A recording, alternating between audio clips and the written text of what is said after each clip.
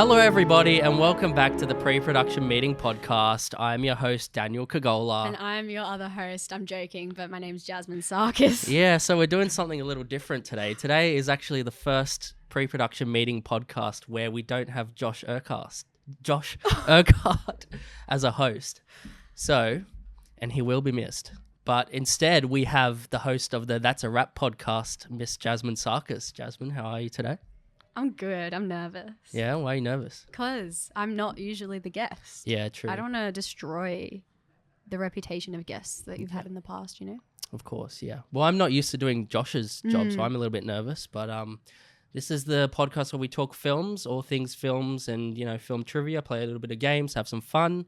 And Jazz does somewhat similar things on her podcast. She has guests, but you're more on the acting side of things and we're more on the filmmaking technique side of things, right? Yeah. So today's going to operate a little bit differently as well, because normally we have our structure that we do for the pre-production meeting where we'll start with films that we've talked about and then we'll talk about the progress in our own films and then we'll play a little mini game at the end. But this is going to be different because it's a little bit more conversational. So me and Jazz have had some interesting chats over coffee and things like that. And we thought, you know what, these conversations would be good if they were recorded. So everything is content. Yeah, exactly right. So we're just going to talk about some things that we've kind of had on our mind recently and, you know, talk about our life in the arts and how things are going for both of us. So Jazz, you've done a lot of different things. You've just recently done a play. You've been in a bunch of TVCs. You act in all sorts of things. You've got a web series as well. So do you sort of feel like you have a primary focus or it's just kind of whatever interests you at a particular time? Ooh, that's a great question. That's something I ask myself every day, actually, because I don't know. I think like my primary focus is to just be making as much work as I can for myself / people around me. And my life aim is to be consistently working as an actor, which currently means, doing stuff myself. And in terms of focusing on each project, I feel like it does jump around, but I'm also trying to give everything an equal amount of attention throughout each week, month, whatever. But in saying that, I don't usually succeed and usually one thing ends up taking priority. Do you kind of flip between projects at different, or do you like focus on one thing at once and then once that's done, you go to the next thing? No, I do feel like everything's always kind of brewing, like everything's making progress just slowly. And then sometimes I'll spend a whole day on one thing because I do a lot of stuff with someone else. So if I'm like on a call with someone writing something or anything like that, we'll usually be in flow for quite a while and get a lot done in that day. And then another day I just spend time with a different person doing a different project. Yeah. I'd say. Yeah. But in saying that, like our web series, The Book Nooks, we're still writing our final episode. So a lot of focus has been on that and getting it ready to film at the end of this year. Mel, who was on my podcast / is one of my best friends, who I think you've met Mel. You've met Mel. Yeah. Had a good chat to at your party, actually. Yeah. We're writing a horror short film that we're aiming to film at the end of this year. I saw you put up a listing for that. Yeah. Can you say anything about what it's about? Or it's about toxic female friendship and how that manifests into something unhealthy and terrifying, I guess, is what I would say for now. Yeah, we're only draft 2, so yeah. Because you were looking for a female director as well, weren't you? Yeah. So why is that important, do you think, to have a female director? Great question. Well, first of all, like, we're always lacking females in the arts, full stop. But then specifically in horror, and a lot of the directors we were talking to were agreeing, the director we're hoping is signing with us was very big on this, that specifically in horror, there's not a lot of female leaders. So that's just something we wanted to have. And also because our story is so female-centered, it's female relationships, which people can definitely empathize with. But I feel like if you've been through that experience yourself from a female's perspective, then, it'll just be a bit more nuanced, I'd say. Yeah. I could be wrong, but that's kind of the goal. No, totally. Do you feel like a lot of horror films have female protagonists? Because that's something I've noticed. Yeah, but I don't always feel like... Look, if I'm even being honest, I haven't seen the most amount of horror for someone that's writing a horror short film. You should start watching some more because when I made my horror film, I didn't watch heaps of horror before that. And then started consuming it, because I think it's really important to watch Yeah. the kind of thing you want to make, because you start 100%. getting that in your mind. 100%. Yeah. And then I started to really enjoy horror films more and appreciate them. And you can be a lot more experimental with horror as well than you can with other genres. So I really enjoy that aspect of it. But yeah, there's definitely, I can give you a list of some recommendations if you want. Please. What's the kind of vibe of what it's going to be? Can you compare it to anything? Yeah, something. Actually, I wrote it down because someone else was telling me it reminds them of this. So it has elements from, I haven't seen it, but Us. Oh, yes. I've seen Get Out, but I haven't seen Us. So it has elements of that because it's kind of got doppelgangers in it. Cool. And then somebody was saying the overall tone of it reminds them of Heavenly Bodies. Okay, haven't seen that one. I don't think it's horror. I think it's like a mixed genre. I have to watch it, basically. It's on my list. But yeah, so those. Yeah, sweet. For now. We're going to cool. get more references the more we watch things. And yeah, nice. So this is in early development right now? Yeah. Okay, yeah. cool. Yeah, see, do you know when you're going to shoot it roughly? You haven't thought that far ahead? We're aiming for November, but we're not sure. Just because when I'm away in Europe, I don't know how much I'll be able to I probably won't be able to put much time into it. Yeah. So we'll just do our best. But yeah, the aim is November, and then it'll probably be flexible with pushing it back if needed. Yeah, cool. Yeah. Nice. Do you feel like right now in your life you're finding it easy to be creative or difficult? What are you kind of experiencing right now as a creative? I'm finding it easy to write things, surprisingly. And also because I think I know I'm still learning a lot about writing, so I'm not worried about the expectation that it should be really, really good. Like, I'm just writing things with friends and then, yeah, so that one's working well. That feels flowy. But then music, on the other hand, because I do singing and stuff a lot in my own time. And I feel like I have this expectation of myself because I've been singing since I was 12. And then I recently discovered a song I wrote when I was 12. So I've been technically writing songs since then as well. Yeah, cool. But I have that expectation that it's supposed to be really, really good, whatever that means. And so then I get in my head and then Is that because you've been doing it for such a long time? You feel like you should be at a certain standard? Yeah, and I'm supposed to be at the level where people are like, whoa, you're just so effortlessly amazing. Yeah, so I good. get you. And I'm not. So I don't know. Yeah, I kind of feel like that when I watch some of my older short films, like my first film school one when I was like 18. I'm like, oh, this is actually not too bad. And then I'm like, have I actually like really improved much since then? But then people say that I have. So I'm like, okay, but you never really know if people are being nice or not. But I feel like it would be obvious. Yeah. The improvement, or you're just really hard on yourself. I feel like yeah, I don't know, I guess. I mean, have you seen my earlier work? It's like some of my films are on my website, so I don't know. Maybe you I have could seen watch. a good chunk of your films, but I can't remember which is early. There's one called Nightlight, which I did my first year of film school. Okay, I don't think I've seen that. Which, like, it was such a stressful shoot because I just didn't really know what I was doing at that time, to be honest, with filmmaking. Yeah. But like there were certain things I just hadn't figured out in terms of how to make things run smoother logistically. Whereas I feel like now I've figured all that out to make a shoot run. But like somehow throughout all that stress, I feel like I still made something I was quite proud of. That's good. Which is kind of nice. Yeah. And sort of like made this Frankenstein monster out of the footage that we were able to capture and stuff. And it still kind of worked in a strange way. Like there's flaws, but I'm still fond of it. Yeah. In a weird way, it might almost still be like one of my favorite films that I've done. So, that's which is really kind of good. annoying. Yeah, it's kind of annoying because it's like I make something new and I'm like, damn it, I don't like this as much as the thing I made when I was 18, even though I should. Like I've spent so much time on that this. could also be kind of like almost the same as a first love. Yeah. You're just very fond of I'm romanticizing it. Yeah, maybe for sure. Do you have any projects like that, like from your past that you're fond of? I mean, this song you wrote when you were 12. Well, no, I'm actually the opposite, I think, because the first two shorts that I did were in acting school, like short films, and one I wrote the script for and one I acted in.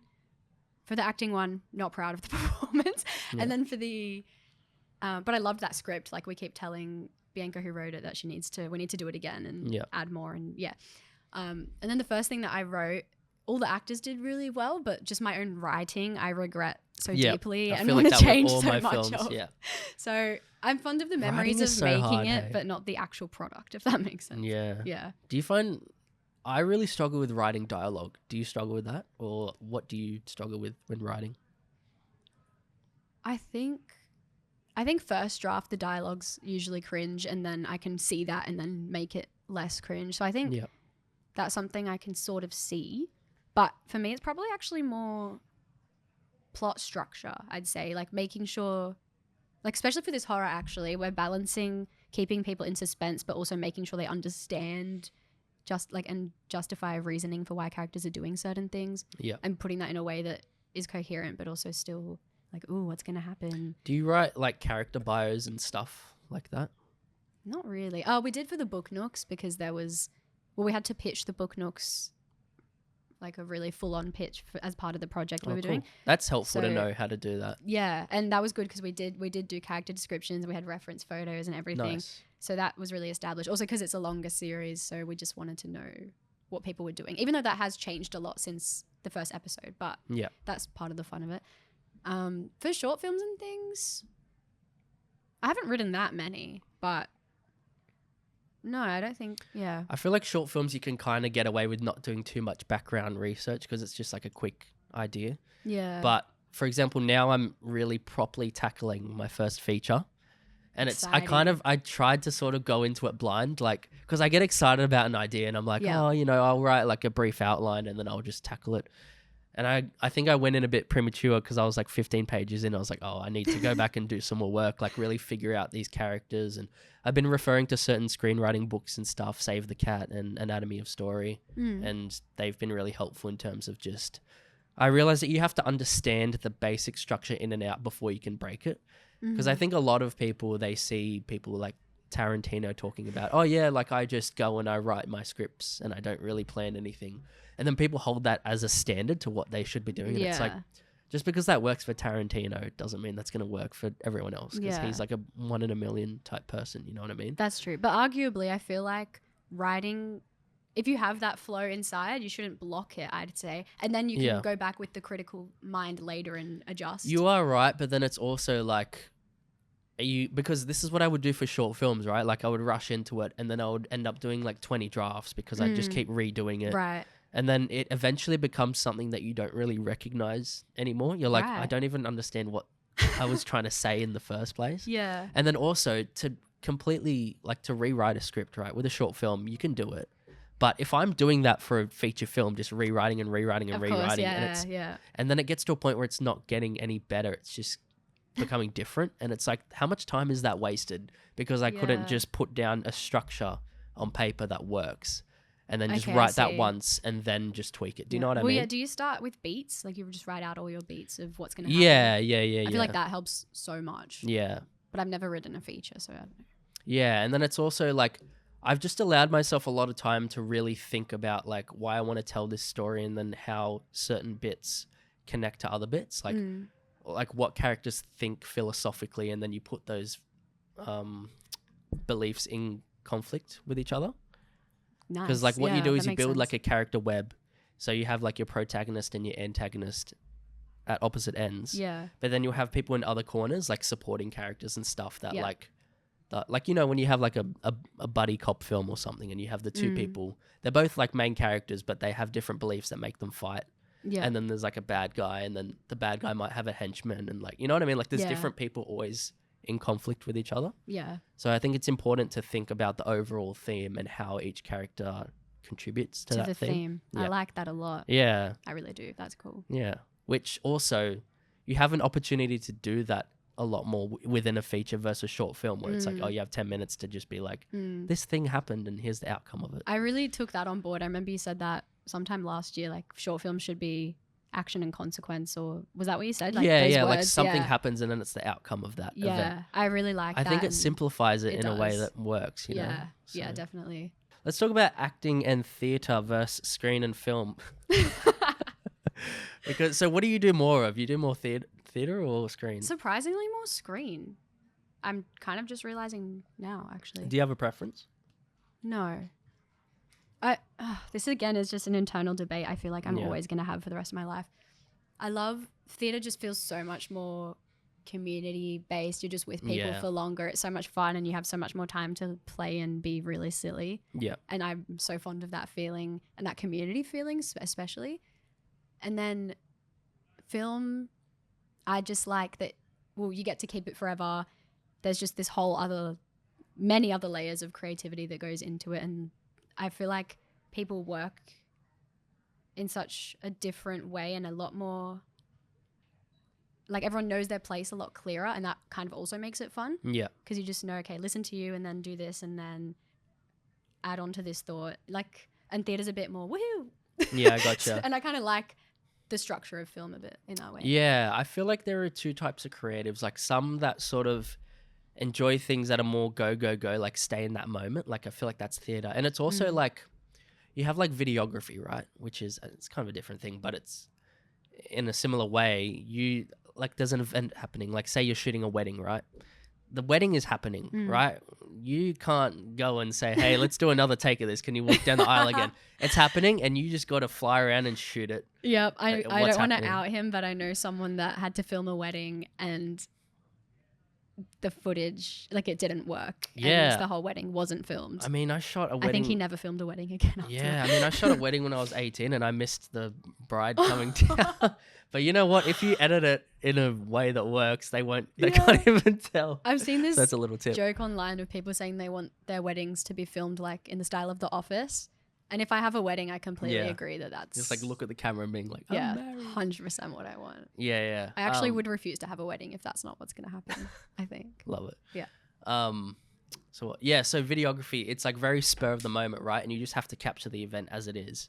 So there are certain types of creatives that like that, right? The moment happens and you capture the moment. Then there are other people, and this is more what I prefer, the perfectionists, which you're making something that, not to sound wanky, but it's a piece of art, right? Yeah. And you want it to be as perfect as possible. Yeah. And I love the idea of like being able to do multiple takes and like get the lighting perfect and like tweak every aspect of it until you're happy and then you move on. Yeah. I just really enjoy that, and then piecing it together in the end. And I mean, sometimes it's terrifying when you can't capture what you thought you would, and that's also a life lesson as well. Like, you're not always going to get that thing that you thought that you would in your head, and sometimes you have to live with it or just make it work. Or, work with like scheduling conflicts and all sorts of things. Well, that's the other thing I do love about theatre is you can't be perfect. Yeah. And so you kind of absolutely have to let that possibility go. So and you I actually also enjoy think, that aspect of yeah, it. that's the fun part. Yeah. Because it's also because it's not recorded most of the time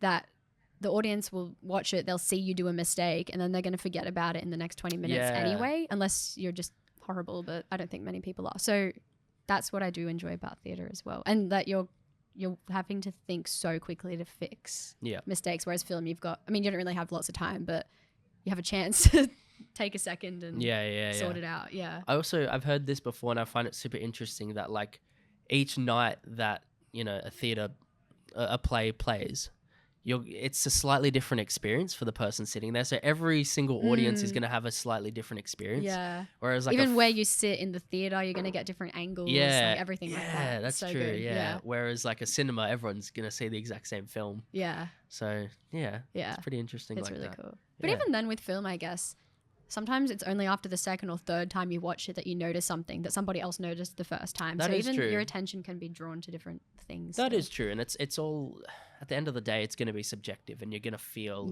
differently to someone else. But I mean, the thing that you're actually physically looking at is the same no matter who's watching it, I guess. Yeah, that's true. That.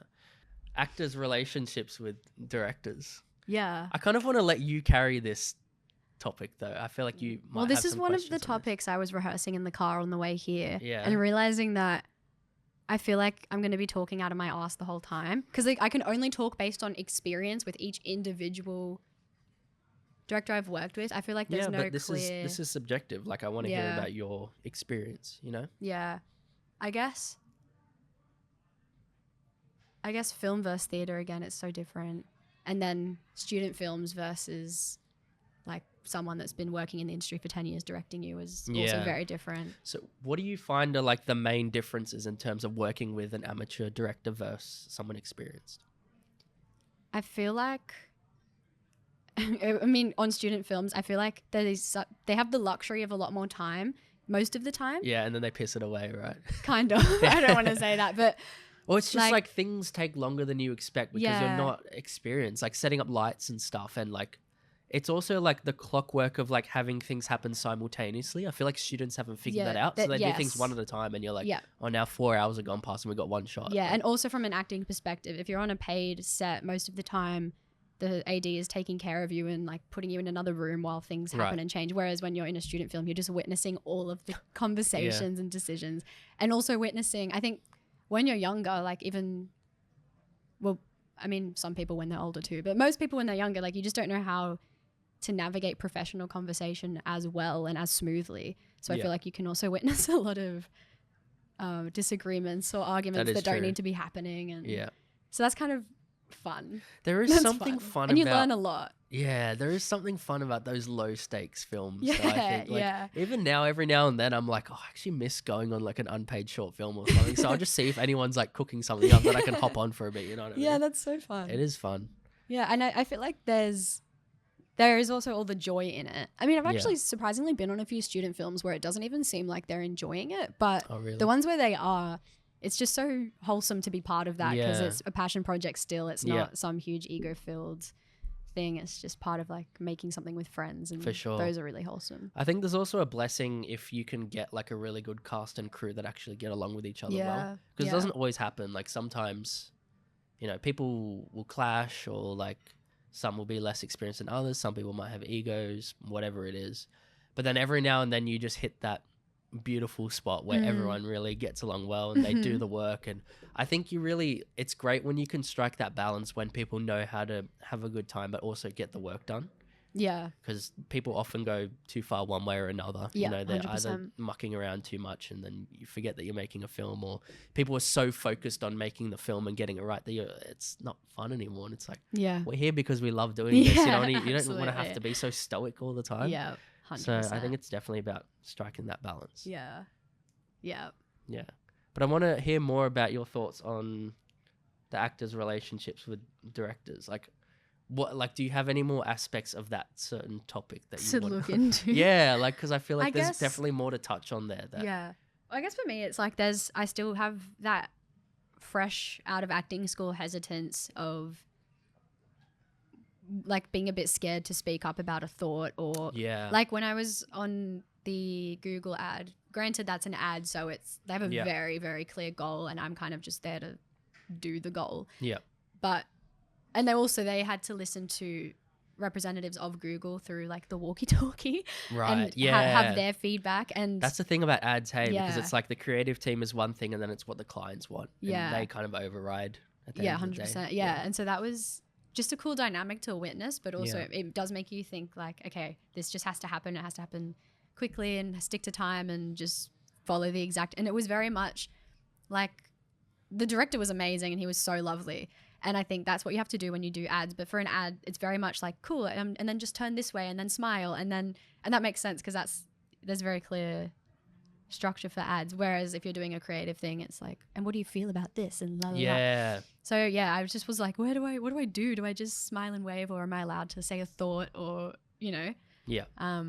Do you enjoy that though, working on TVCs, that kind of style of? That's actually the only, like, I've done 2 TVCs. Okay. So I don't know really. I think I did, like when I did that one, also because it was the biggest budgeted thing I'd done, I was just like, well, this is a taste of what it could be. Yeah. And that was really fun. Like seeing the big crew and everything. Yeah. It's always cool when you step on a big set. Yeah, and it was just so smooth and just things happen so quickly and everyone's so kind and so I think I really did actually enjoy that. And there was a lot of actors in it, so we all were sitting at this big table in the scene, so we just got to kind of talk to each other between takes, which was really fun.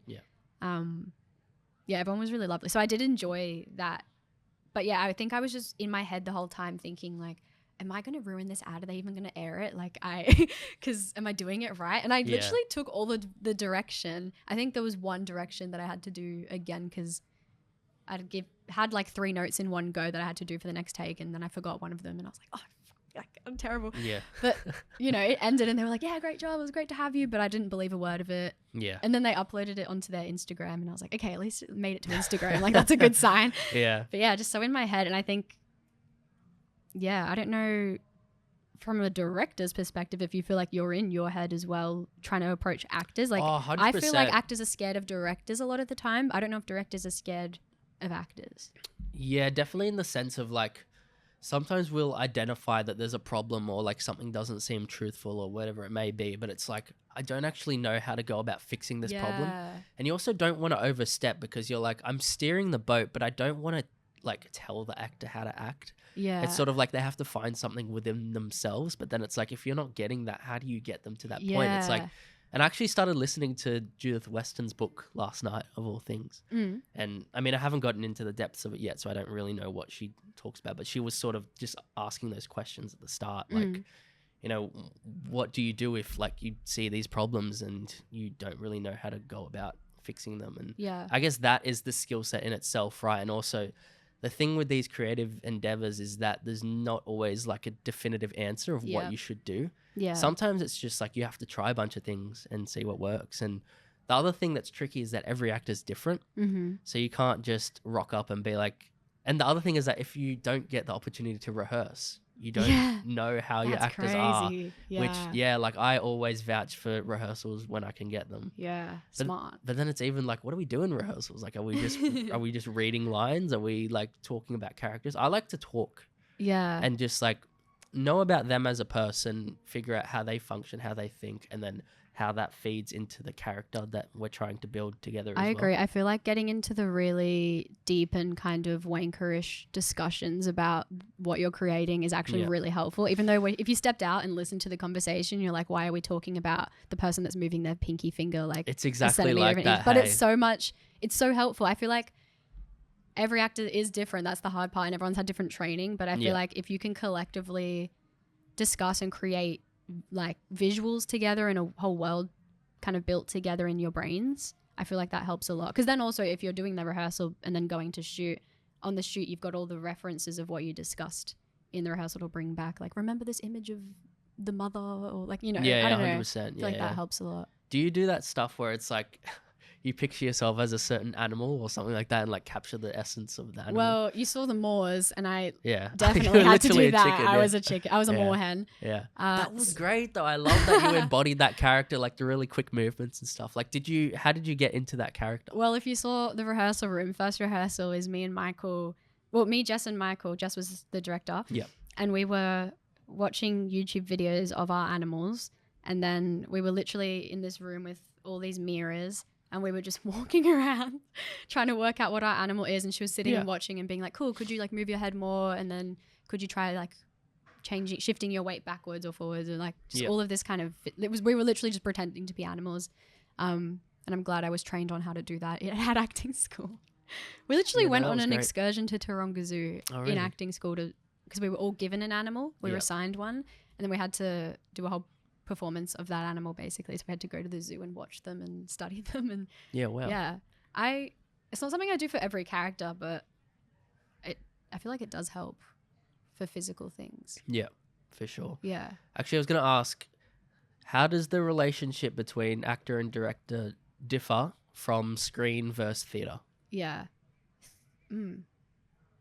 Again, this is from my experience, which is only a few real years, but I feel like theater, this is also like if you have a good director or not. I feel like most of my theater experiences have been amazing. And I feel like it's just really collaborative. But again, I've been so young that I've been scared to give my ideas sometimes, or like you just kind of want to please them and you're doing the right thing. But I feel like on the Moors was the first time I started to jump out of that and feel more collaborative and more like I could give opinions and things like that. And that's kind of what the director really wants in theater as well. They're just so desperate for your thoughts and feelings and what's going to work for you. I would say that applies to screen as well, but maybe to a varying degree. No, it depends I agree. on the director and the film, and because some directors are a little bit more dictators where they're like, you know, it has to be faithful to every word written on the script, and then other people are like just improv. And, theater is like, well, they say the writer is God. Some people are like deferring from that now, but it's still the main belief. So you're very on the script, on the punctuation. But every director is different. I think theatre gives you a lot more space for physical work too. We did a show, our graduating show, 3 Winters, with Janine Watson, was amazing. And she was so physical and all about breathing. Like she would just make us, it was the coolest exercise I've done actually. You'd sit with your scene partner on 2 chairs, kind of with a small gap between you, and you just look at each other. You couldn't fidget. You just had to have your hands like by your side or in your lap. And you just had to do your scene looking at them and breathing before each line that you say. So you really had to listen to them. And it just brought so much emotion out in almost everyone in the room that everyone's performances in that show were just really, really good. And I think my character had very high stakes, and I think I got a lot further than I could have hoped I would have gotten because of that kind of work. And she did so much work of us just moving around the space, listening to music and moving with music and like imagining scenarios.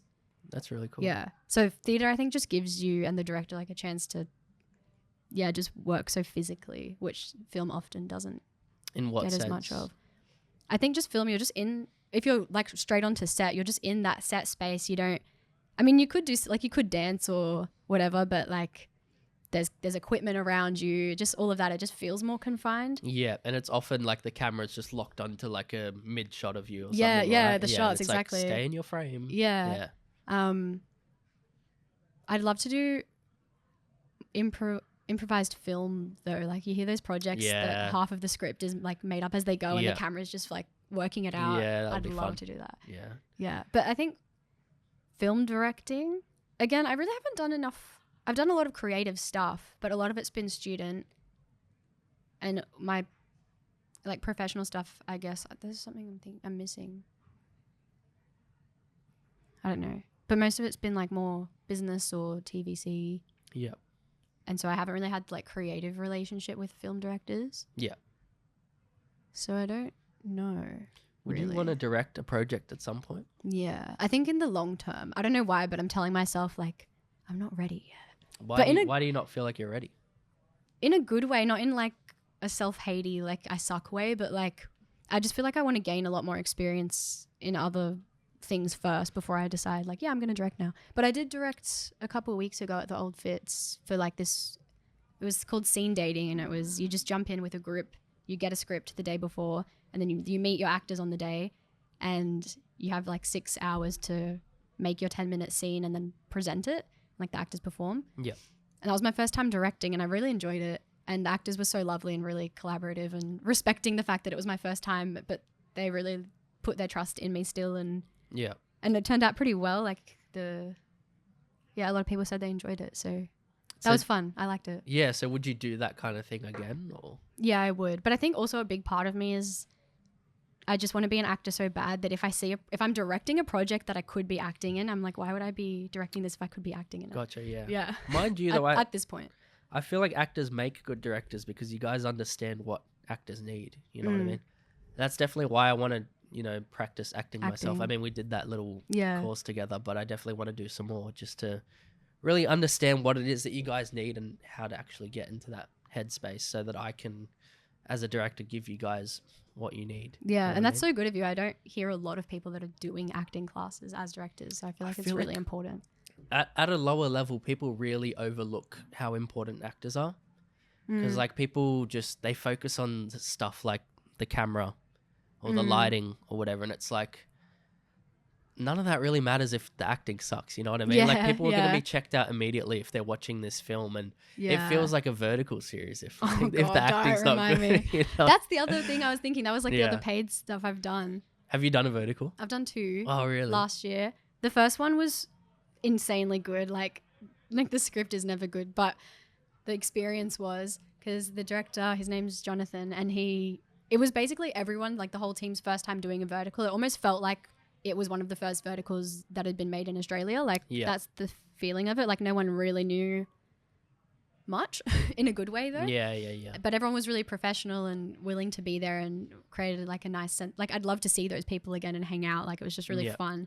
And that director was really good because he understood that the script, like when it's a bit impossible to take it so seriously because of how ridiculous it is. Yeah. So he had that sense of like, can you like, scream at this part, and like I know that's insane, but can you just do it? Because like we'll just at least enjoy doing this soapish script, and that made it really fun. And he understood like we're gonna do it seriously, but we also know it's kind of hilarious. So it was a really good balance, like that personable feeling. Yeah. And then the other one I did, I don't know, it just was less of the family feel. Yeah. Because it And, really has just become like a machine now, hasn't it? verticals. Yeah, Yeah, exactly. just this content Yeah. creation machine. And it's Yeah, like these they're things so get quick. millions of views now as well. Yeah, they're Yeah. just pumping them out, and it's a Yeah. whole different beast. The first one I did, before it was even actually released, that someone had before it was advertised, like it had been released but it hadn't been advertised. Before it was even advertised, like 2 weeks in, it had 35 million views. I don't understand. And then it got Crazy. advertised, and then like I don't get it. Who is what? Don't worry, I can't get into this. I actually Yeah, can't do it. well- Who is watching them? Well, I'm going to say something that's going to segue into the next topic as well, Yeah. because it definitely seems like there's kind of a market right now for this slop. You know what I mean? 'Cause, like, Yeah. those things get so many views. And then like I saw this AI video the other day where this like, I don't know if you've seen it, that pug like rescues a baby from a plane or something. And it's just, someone's made it in 5 minutes with a prompt. And it's got like 400 million views. And it's like, Have you heard the dead internet theory? can you like tell us what it is? Because I've Look, heard it, but I don't even know. I've just heard it through a friend who's like looked at it. But Yeah. just the concept that so much AI is already infiltrating social media that soon people are going to actually start feeling like it's not a place that's enjoyable because you don't know who to trust, and it's kind of just going to be taken over by bots to the point where you can't even enjoy using it. Well, I definitely feel like it's already starting to go that way. Because Yeah. even when I see like a celebrity brand endorsement now, I'm like, I don't even know if it's actually them or if Yeah. it's just like some AI. Yeah. You know what I mean? So it's like, I feel like the internet is kind of losing its credibility Yes. in that way. Yeah. But 100%. also that might not be a bad thing if it kind of like deters people from using social media and stuff, because I feel like Yeah. social media is something that initially had good intentions. Yeah. But I think greed has allowed it to become something that's not so good, Yeah. because it just became something where they were like, okay, how can we, like, you think of Instagram, right? When that first came out, it was like, oh, share photos with your friends. Cool. And you'd spend like 10 minutes on it, catch up on photos that people were posting, and that's it. Yeah. Now it's like so easy to doom scroll, and Yeah. like every time you go on it, it refreshes and gives you new content. Yeah. So I you just get remember stuck you used in to it. be able to get to the end. Yeah. It's like, that's all. Now you can never get to the end. They'll just throw Yeah. more content in. And it was also so fun to get to the end. You're like, oh, damn. Yeah. I have nothing else to do. But Yeah, it was that was almost cool. like a feeling of progression. Yeah. Like being like, yeah, I ticked that Yeah, off. Now it's like you yeah. can never consume everything. You know? I feel that way with movies. Like, because I have Yes. movie lists and I'm like, oh, I'm watching these movies, but then it's constantly growing bigger. And I'm like, I'm never going to be able to watch everything that I want to watch. And that's kind of like a depressing feeling. It kind of is. Yeah. It really kind of is. And yeah, that feeling I think only has occurred because of how much we see now. How much and know content that we how much is possible. Yeah. And I think that is actually making us unhappier as a species, because definitely. I think of when I was a kid and I had like 20 DVDs. I had like Spider-Man 2, Pirates of the Caribbean. Oh, what a time. Flick that on and just rewatch it time and time Yeah. again, and I loved it. And I was probably happier then than I am now. Like Most having- kids, you're mostly usually happier when you're a kid. yeah, that, but also like having the illusion of choice and just literally having any option you want can also like. Well, I feel like now I get so much decision paralysis in every possible Exactly. way. In my Yeah. whole life structure, I'm like, I could pursue music, I could pursue podcasting, I Yes. could pursue and I love all of these things.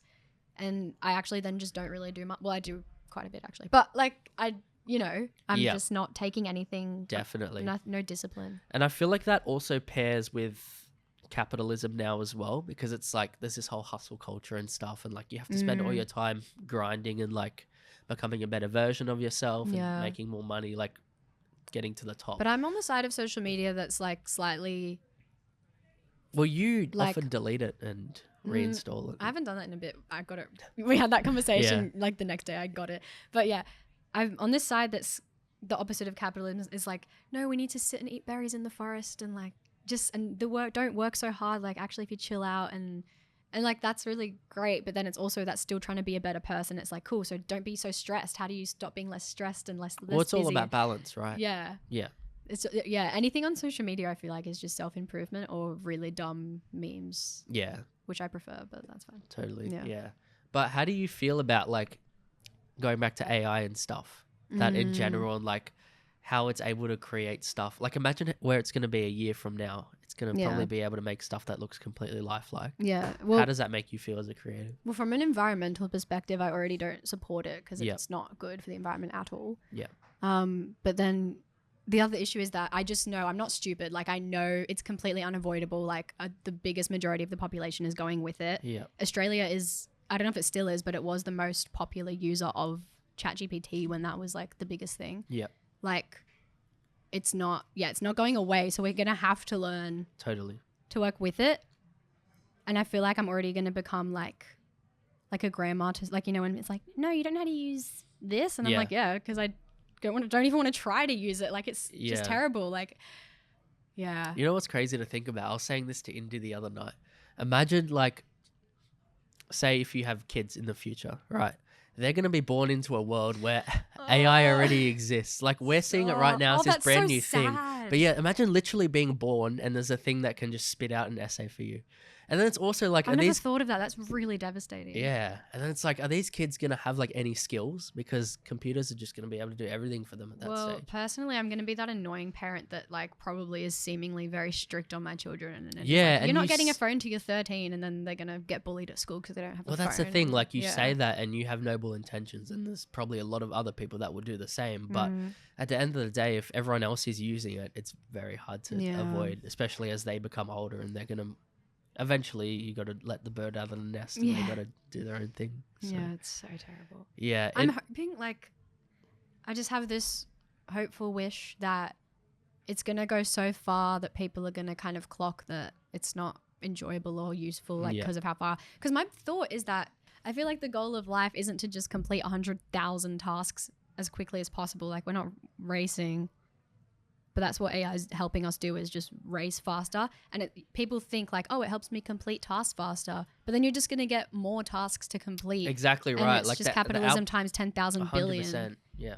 It's not actually helping you. It's actually, in fact, giving you more to do. If you don't use AI, you have more time to like pretend that you're doing work and not actually doing work. That's true, because there are people now I've heard of, like, they use AI at their jobs and they're like, oh, I do about 2 hours of work a day, and then I just sit there, or they'll work from home. They'll go and they'll go for a run or something. That's kind of useful to those people. It is, but then it's also like these companies are paying these people full-time salaries. Meanwhile, there are other people like working their butts off all day. Yeah, that's and getting paid probably half the amount. Yeah, like it's pretty. That argument of like, unjust. why can't AI do the dishes versus an essay or make a song? That's what we would have predicted for the future 30 years ago, right? Like, we thought the robots were going to come and take all the tradie jobs, and then we could do our creative jobs, but it's actually gone the opposite. You know, the robots are making the art now, and all the tradie jobs are here to stay. So. I think there's a level where you can use it as a tool. I think it can definitely be a tool. Yeah. I think it just depends what kind of a tool. Yeah.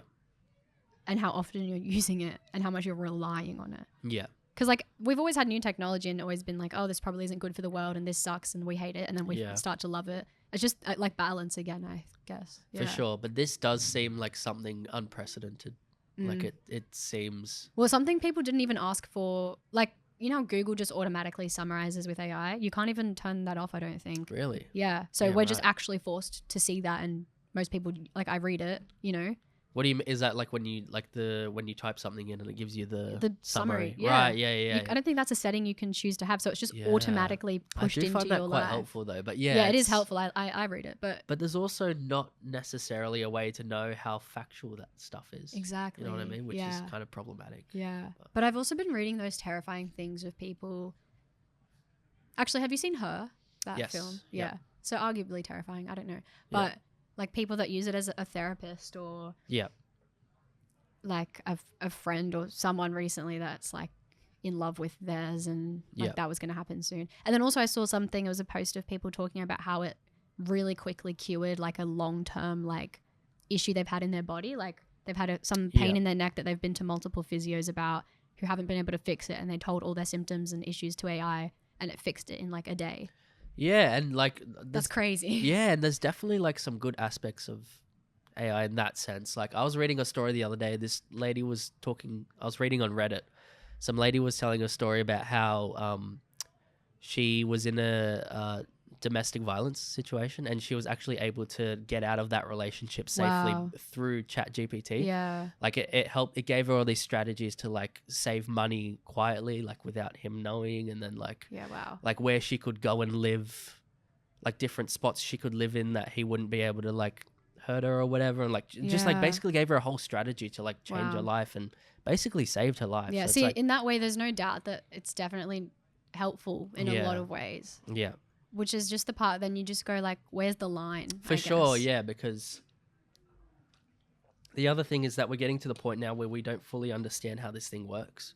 Yeah. And Yeah. the scary part is if it gets into our weapon systems or something like that. Oh God. Well, that's a whole other topic, but Yeah, that's not. that's scary. But Yeah. yeah, no, Yeah. but what I want to circle back to is that, like, do you think there's still going to be a place for art with Yeah. AI? I think 100%. And why? 100% because just people want to do it. That's why everyone decides to do this career that isn't financially stable because we Yeah. love it so much. Yeah, So of course we're going to do it. But then you've seen stuff like how they tried to AI all the extras into, you know, the big films, and that just takes so many people out of a job. yeah. And like use an actor's face with AI. Well, that's the thing, but it's things like, like that. yeah, it's like, do you still think that there's going to be a commercial market for filmmaking? I don't know. I think things will definitely get cheaper. Mm, Like you can use AI, especially in Yeah. things like advertising. yeah. But then again, it circles back to what we were talking about before with things losing their credibility. yeah. Because if everything's made by AI, people don't trust it anymore. People check out. Yeah. But then again, we all trust, well, I don't know. But a lot of people see so many influencers that kind of just talk about random products that they're sent Yeah. who haven't even, they're like, I've used this for 10 years and it's the best thing ever. And they've tried it once. Like, Yeah. we seem to trust those people. But I feel like you do trust it more if it's like an actual person versus like someone's typed in a prompt. yeah. You know what I mean? But the thing is that you can't always tell anymore. That's well, the that's part. what I'm saying. Yeah. Like, yeah, true. Which raises the question: like, are we going to get to a point where there's like AI verification on social media? I Like hope every time you so. watch a clip, there'll be a little thing that says this is an AI video. I would hope. I don't know where it was, but I heard something about this lady that, oh, it was an old acting teacher of mine, and I heard it from someone that was on set with her recently. Yeah. And the lady had called a company, and the voice on the other side was an AI voice, but she couldn't tell. She just thought she was talking to someone. Oh, And so right. they couldn't like fully understand what she wanted and help her. She's like, why aren't you getting like, and at some point she must have realized it was an AI voice and was like, what the actual hell? And put it down and goes, surely if you're going to have an AI thing on the phone, which I can't see the person's face, I don't know, and it sounds like a realistic voice, surely you open with, this is an AI chatbot. Yeah. Hi, how can I help you? Not, hi, I'm a real human being and I'm trying to trick you. Like, Yeah, that for just sure. feels ridiculous. Yeah. Yeah, I feel like verification would be, but you can't police that on social media, especially. Why not though? Because how would you verify? I don't know. That's technical, I guess. They could surely they could figure that out. Yeah. Something in the codec, or I don't know, that have some sort of Yeah, way to that's figure true. it out. I don't know. It'd be good if they could. It would be. Yeah. Yeah. Actually, even at my work, I had to listen to the phone call. What do you call it? Like the phone tree, like when it says press 1 to do this, Oh yeah. press 2. Yeah. And I was like, wow, this is really cool. Like, was this an old staff member? Because a lot of the staff were actors there. Like, Yeah. is this an old staff member doing the voiceover?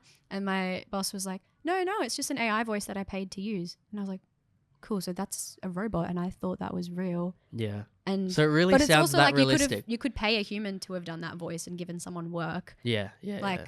and you only paid $5 for an AI one. Like, you know, Yeah. it's just this weird world now. Yeah, it's crazy. Yeah.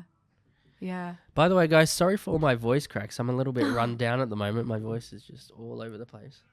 It's not actually really. Wow, I'm going through puberty. I wanted to also talk about, kind of segueing off that, why do you think that it's important that society has art? That's so deep. Yeah. I just feel like it's inherent in our human need. Yeah. Like, just the basis of storytelling would like save lives back in caveman time, you know? How so? Like,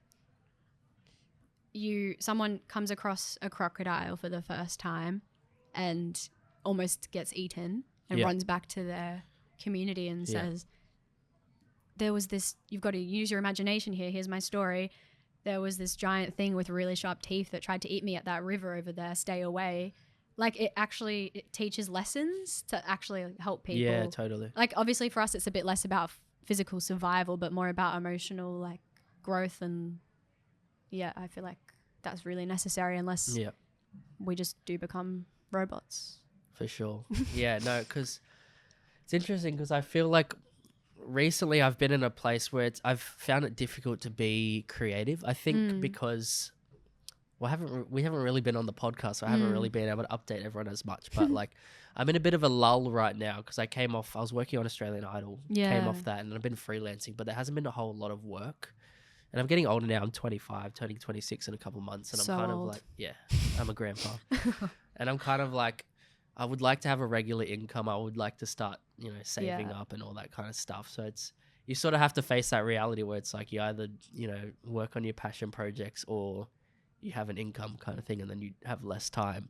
But then I'm also like, why can't I make a fusion of both? You know what I mean? Yep, like 100%. find a full-time job, have that income, because I never want to stop making films. Yeah. And I think with all this AI stuff happening and just in that spot where I wasn't getting much work and stuff, I found it, I was a little bit depressed. I was a little bit down. I was like, I feel like I can't be creative right now because I'm almost like, what's the point if the robot's going to take the jobs and all this stuff, which it's a bit silly, but that's how I was feeling. But I think a lot of people probably are, so it's not very silly. Yeah, but then it's also like you kind of have to do it for yourself. I think you have to find what's important to you. And I think, so right now my priority is kind of just getting a full-time job, having that regular income. And then that way I think I'll be able to focus more on the creative stuff because I'm not stressing so much about that. That's good. But I think I also realized that like, in those darker times are when we actually need art the most. Yeah. That's the other thing I was thinking to say actually is like, it's not just to teach people stuff, but just to support people in what 100%. They're feeling so they feel seen. Because like what that AI chatbot was doing. For like, sure. And I feel like the darkest times in history are actually the times where there wasn't much art or people couldn't really be free with their art. Like even if you think back to the world wars and stuff, there's a lot of propaganda and censorship on what you could and couldn't put out. And I think that really cripples the society. You know what I mean? To not really have that freedom of speech within your expression and your art, and you feel like you're not valuable as a person, or you feel like you're not able to express yourself, I guess. Yeah. I feel like there's another level of that now just because of, I guess, cancel culture and like everyone can say their unhinged opinions online. Yeah. That, yes, you can kind of have a lot more freedom with what you're making, but you're still trying to please this massive audience who you're going to hear all the opinions of. Yeah. And so I feel like that's in the back of every creator's brain. Yeah. Is that fear. It is interesting what we're seeing right now because I feel like there was a big push for like political correctness and stuff, but I almost feel like we're starting to see a bit of a backlash now. Like you'll see in certain movies, like, I mean, if you think of the whole Snow White thing, right? There was like the whole thing about the dwarves not being actual dwarves. Yeah, that was terrible. Yeah, I haven't even watched it and I didn't because I was like, what is the point? Yeah, and then they like decided to change that because of the whiplash, but then it's like the damage had been done. I mean, I feel like that was also because of Rachel Ziegler.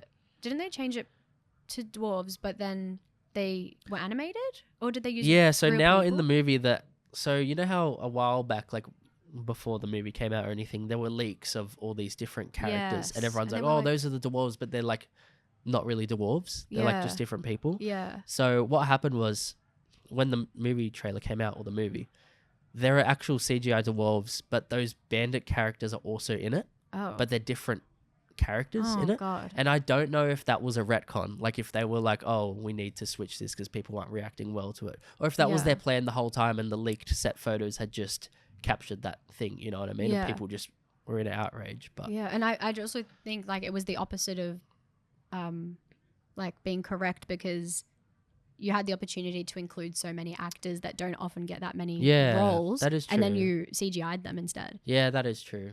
Which shocked me to my core. I was like, this is the opposite of what we're trying to do in film now. 100%. That ticks me off when it's like, it feels like they're trying to tick a box more than actually do justice to the story of these people and these characters. Yeah.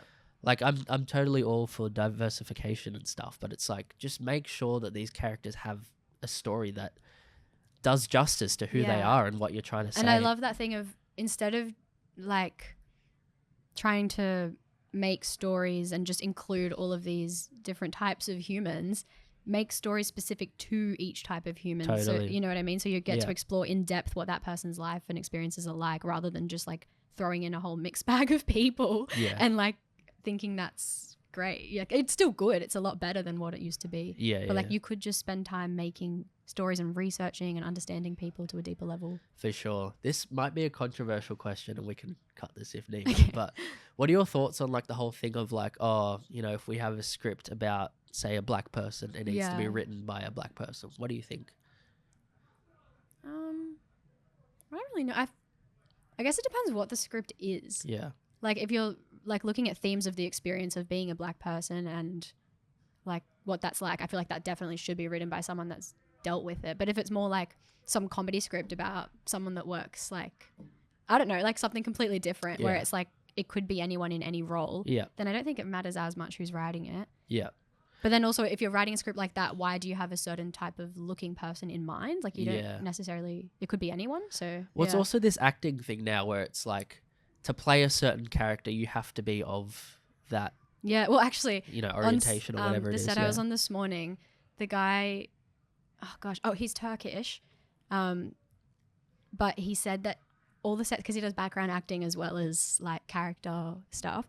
And he said that he plays so many different like ethnicities just because he looks like so many different ones, even though he's only Turkish. And like it's just this strange, and he only mostly gets cast in ethnic roles because of how he looks. Yeah. And often as the criminal, like it's still very much happening, like just like typecast. Yeah. But just the fact that like, cool, we're trying to be politically correct, but then we're not. Yeah. Like we're just casting someone that looks like they could be this person. Like, sure, let's chuck them in. Which I don't know how I feel about that, honestly. Well, it's also the other thing is that like I feel like acting is about transformation. Yeah. And if you can only play characters that like fit who you are, you know what I mean? If like a straight person's not allowed to play a gay. Well, see, I disagree. I feel like you should be able to play any kind of. Well, that's what like, I agree with. Yeah, because I don't know, it takes away that ability to transform a bit, I think. Yeah, I agree with that. And there's been some great performances in the past where people played someone that they might not necessarily be. Yeah. And it's enjoyable watching that, as long as they do justice, because it's like, you know, if you try and do something and it's real, it can be offensive if it's not right. Yeah, you have to. It's you know, you have to be careful. I feel like for sexuality it's different because that's something that can change with people. It's fluid, but like your ethnicity is not. It can't change. Yeah.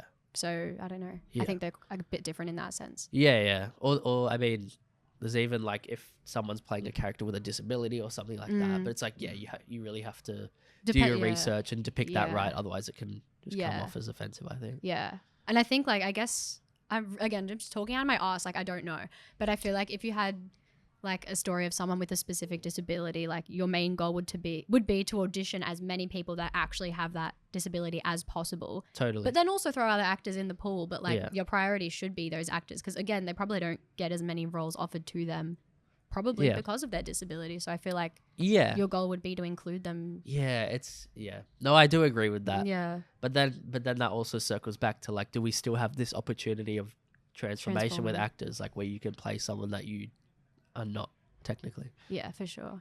I don't know. Or should it just be like a personality thing?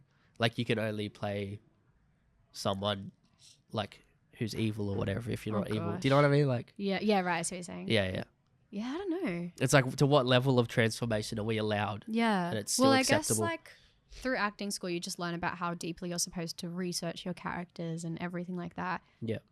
And I'm trying to think, if I had to play someone that was that used a wheelchair their whole life, like I would be very, very nervous to do that. But I think anyone would have been, even before we had this whole conversation as a society. Like, but yeah, I guess you would just have to do so much research. I don't know how I would feel. Yeah. Consider this one unanswered. Like, I don't know. Yeah. If you guys have any thoughts, let us know. Yeah. Message us, the pre-prod pod. And be kind. We don't know everything. We're just learning. Yeah, exactly. Please don't feel slam free us to. too hard. Or maybe do slam us. Maybe we slam need us if we deserve the slam, please. Yeah. But be nice when you slam me, because I'm very sensitive. Thank you. She's an actor. Yeah. Actors feel things. But I'm willing to learn. That's good. That's what you need. We'll sort of wrap this up with. I wanted to just talk about any like movies or plays that you've seen recently that have sort of, moved you or made you think about things in a different way. Yeah, I just watched Adults on Disney Plus. What's that one? It's like a comedy kind of sitcom style, but it's this day and age of like people in their 20s living in a house and just the shenanigans that occur. The first episode I was like, oh, like, because what generation are we? Are we Gen Z? Are we? Yeah. Yeah. Okay. Well, like when you see depictions of Gen Z, half the Yeah. time you're like just vomiting in your mouth. Yeah, it's 'cause you're like, cringe. what is happening? Yeah. And the first episode, I was like, oh, I don't know if this is vomitish material. But then Yeah. like I grew on the characters so quickly, and then I was like, this is actually really well representative of like Gen Z. Yeah. Definitely like a certain category of Gen Z people, but like personally, I think one of the best categories of Gen Z people. And like, yeah, just categories of people. That sounds Yeah, really like, what insane. are you on about? Like, I don't know how to describe that any better, but like, Yeah. well, I don't know. It was very like queer focused, but in a relaxed way where it wasn't like the whole story is about being queer, but it was just like in their lives, which I feel like is what happens a lot more with our generation. It's just there and we accept it and love it and live it. Yeah, yeah, totally. And that was really well done. Like just, it was just completely normalized as it should be. I think the comedy, like sometimes I was like, oh, like this is quite niche, but then I loved that everything was really, it was just that really brave comedy where it's just like disgusting things are happening, but it's hilarious because they were brave enough to be really gross and like insane. So this they is were a really show, good. is it? Yeah, it's like an How many- eight episode, Okay. and each episode is only 20 minutes. It's like Oh, a really really? easy watch. Yeah, Okay, cool. so much fun. It was Yeah, so nice. good. Okay, cool. Yeah. I rewatched Monster House last night. Oh, what a as banger. well. Such Yeah, a banger. So good. There's actually like, I don't know, actually script wise, I thought it's so well done. Like everything Yeah. so makes sense and is explained in a cool way. And some of the lines are really funny. so as well. funny. Yeah. It's so Yeah. funny. Chowder. What an icon. Yeah. And I kind of loved Jenny's character. Like I feel like that was Yeah. probably unintentionally like a really good, like, you're not just putting a female there to have a female there. Like she actually was Yeah. doing shit and like She has some grit. she was badass and amazing. Yeah, and she's great. Yeah. Yeah. No, I Yeah, totally that was agree. awesome. Yeah. Nice. What about you? Well, I watched Soul the other night. Have you seen that? I love Soul. Yeah. Oh man, because I'd heard about it for a while, and Oh. somebody told me that like it's an animated film, Pixar film, but it's not really for kids. They're never for kids. Yeah, but this one particularly so. Yeah. I felt like, Yeah. like I mean, without, I don't know if it's a spoiler to say that he's this jazz musician that, well, he's a teacher. At Spoiler alert, maybe skip like 20 seconds ahead. yeah, if you don't want to hear about Soul, but he's this jazz teacher that gets the opportunity to play with this famous jazz musician, and then right before he's gonna go and like perform, he falls down a manhole and presumably dies. Kind of my biggest fear, low-key. Oh, that would be the worst, eh? And then it's kind of this whole spiritual journey when he's like stuck in like a purgatory. Yeah. He's kind of like in that place just before to So go to the good. afterlife, and then he goes to the place that you go before you're born, and then he kind of goes through like, oh my gosh, was my life meaningless, and like what did it all mean? And then you kind of find out at the end it's about the finer things in life, and I really liked how it's about that balance between like, because for him he's so stuck on like jazz is my purpose, that's my one thing that I want to do forever. But which I think, like, I feel like a lot of artists definitely have that. At least for me, when I was younger, I felt that. Like, I was very, like, focused on this thing. But then I think you kind of realize as you get older that you need to appreciate the little things in life and actually Yeah. experience other things in life and then fuse that into your art. Yeah. And I think Yeah, definitely. that's the key, right? Yeah. And it's Oh. also, I was thinking about Whiplash as well, Yeah. which is kind of, These amazing films you're just dishing out. yeah, right well, I now. haven't rewatched it yet, but I probably will. But that was one of my favorite movies after I first watched it. But when I first watched it, I think I was like 18 or something. Whiplash? Yeah. Wow. Yeah, I think I watched it like 2023 or something. Yeah, no, I think it was like my first year of film school, maybe a little bit before then. Mm. But back then when I watched it, I saw it as inspiring. Because I was like, wow, it's about this guy that like is willing to do whatever it takes. And I love an underdog story as well. And I just found that inspiring. But then as I've gotten older and I watch it, I'm like, you can see it that way, but then you can also see it as like a darker story about someone who kind of loses their way because all they care about is their passion, and then they lose sight of the other things that are important in their life, you know, like their family, and he breaks up with his girlfriend because he wants to, Yes. you know, be the best drummer. Yeah. And then I think at a certain point in life, you got to actually really be honest with yourself and ask yourself, like, why am I doing this? You know what I mean? And I think, But I also think you don't.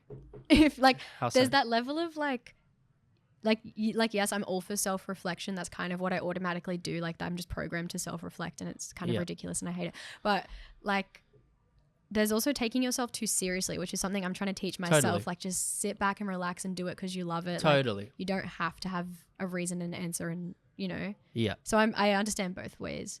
And yeah, you've got to consider finance, especially in this economy and everything. And like that's inevitably something you're going to do. Yeah. But I feel like if you have an idea or you want to work with someone, and like I just feel like we have to keep reminding ourselves that that's where the good art comes from, is like enjoying it and doing it because it's just you have that passion. Yeah. But I do like relate to the whiplash thing, nowhere near to that extent, but like when I am locked into a project, like really locked in, that's kind of all I'm doing. Like the last thing think about, right? was the Moors, and it was like actually all I thought about. Yeah. Like I remember saying that to people, like I don't have, like I'm struggling to like live because I'm just only, and you can't avoid, I don't know how to avoid that. It's one or the other. Yeah. It's I'm either really nonchalant towards all of my stuff, or I'm like, and it's really stressful. Yeah. Yeah. Thoughts? Yeah, no, I totally agree with what you're saying. I do the same. I get sucked into when I'm working on a project, but sometimes I'm like, should I bounce between projects or should I just focus on one? That's something I struggle with sometimes. But because you do a lot of stuff individually by yourself? Yeah, I do. I think I that would prefer be that. hard. I find it difficult to like write with other people because it's like, I think if you write with someone else, there's a specific way you have to do it, right? It's not like, because I've tried in the past, like, oh, I'll write these scenes and you write that scenes, but then they're very inconsistent tonally. No, I see. When I write with someone, I'm like, we're sitting together per scene on a call or together. I think that's in the better person, way like, to do it, right? Yeah. Yeah. Because, I agree. Like when someone tries to just write a chunk of it, it can work. Yeah.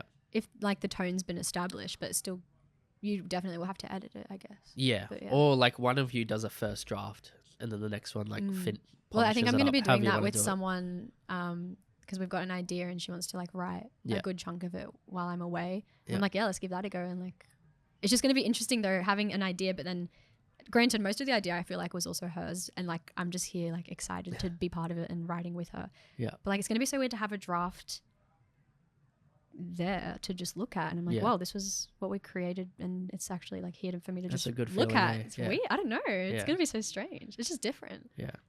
I'm sure it will work, but it's just not how I've done it before, which would be interesting. Yeah. Yeah. Nice. Well, on that note, I think we'll tie a little bow on this episode. Did you have any final I just had thoughts? one more thing I've been watching and I just need to say. Yeah. I've been watching, like, I'm not usually a reality show person, but this show, it's new on Binge and it's $1 Billion Playground. Yeah. And it's kind of made me, like, love reality shows all of a sudden. Why is that? It was just really... I was like, I think just because it was billionaires and I just want to understand how those people live their lives. But it was about the people working for the billionaires and how stressful their work is. But then you see the billionaires be like, oh, sorry, my dog needs like this fancy steak. And it's like, oh my God, you're insane. Yeah. But I'm like, oh, this is just so interesting. And like the houses and just all the drama. And I've never really loved to do the hate watching because I usually just get so stressed. But I kind of for once enjoyed doing that. Yeah, right. Anyway, it's kind of not actually very relevant, but... Oh, that's cool. There you go. There you go. Check that one Thanks, out, guys. Yeah. Yeah, well, Jasmine Sarkis there. Thank you so much for coming in. We appreciate it. Thanks for having me. Yeah, no worries. Appreciate it.